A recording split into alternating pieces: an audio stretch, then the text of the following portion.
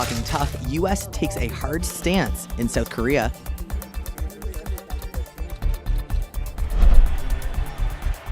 Leafs bounced back last night against Tampa. With his 16th of the year, and it is a 4-0 Toronto lead, ladies and gentlemen.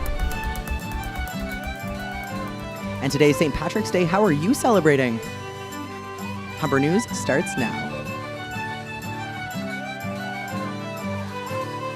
Hi, I'm Reagan McSwain coming to you from our newsroom at Humber's North Campus. Thanks for joining us. At the top of the news this hour, today is the final day to vote in the Ignite student election. Polls are open from 9 a.m. to 4 p.m. today. After that, the votes will be counted. Candidates, of course, are eager to find out if they will be representing the school, but only time will tell. Candidates are running for president, vice president, and board of directors. The results are expected by the end of the day. So don't miss your last chance to vote, and don't forget that free popcorn they're giving out. In other news, the Subway restaurant chain is suing the CBC show Marketplace for $210 million. That's because the show wrote a story on how Subway's chicken is only 50% real meat. Subway says the allegations are, quote, defamatory and absolutely false. A spokesperson from Subway confirmed the legal action. CBC has said it's not yet been served.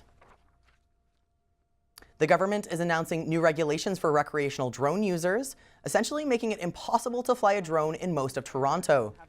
The new stipulations restrict flying drones at night higher than 90 meters, within 9 kilometers of a forest fire, or within 75 meters of buildings, vehicles, or people.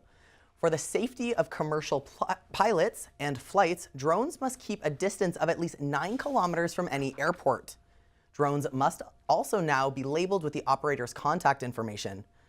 Drones being used for commercial, academic, or research purposes won't be affected. Anyone else could face a hefty fine of $3,000. A Canadian charged in connection with the massive hacking of Yahoo accounts is expected to appear in court today. Here's how officials described the charges earlier this week. The theft of information about at least 500 million Yahoo accounts, one of the largest dated breaches in U.S. history. This is Kareem Baratov's a 22-year-old from Hamilton, was charged by U.S. officials with his connection to the Yahoo hack. Yahoo says at least 500 accounts were compromised. U.S. officials are looking to extradite the 22-year-old for his involvement in the hacking. 3 other Russian citizens were charged. Baratov is expected to appear through a video link.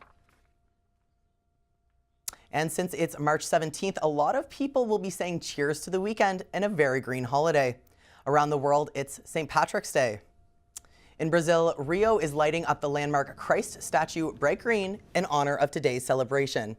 The Chicago River, meanwhile, is running green while musicians, politicians, and leprechauns parade in the streets with loved ones.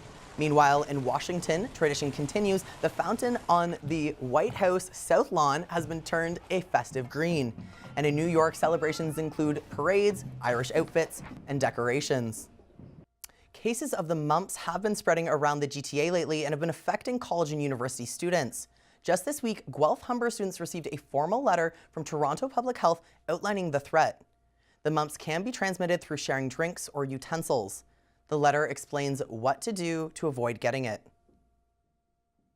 The United States' approach to North Korea could be dramatically changing in the future. Very clear. The policy of strategic patience has ended. We're exploring a new range of diplomatic, security, and economic measures. Secretary of State Rex Tillerson addressed the North Korean situation at a press conference in South Korea. Tillerson said that military action would be, quote, on the table if North Korea elevated the threat level. He stood near the border of North and South Korea, surrounded by South Korean military officials. It was a clear message to the North of how serious the U.S. takes the situation. Tillerson also called on China to place sanctions on North Korea. President Donald Trump also weighed in on the conflict, tweeting that North Korea is, quote, behaving very badly and that they've been playing the U.S. for years. We're going to take a quick break. Still ahead, the latest in sports, including March Madness. But first, Elliot Williams has a preview of your 3-day forecast.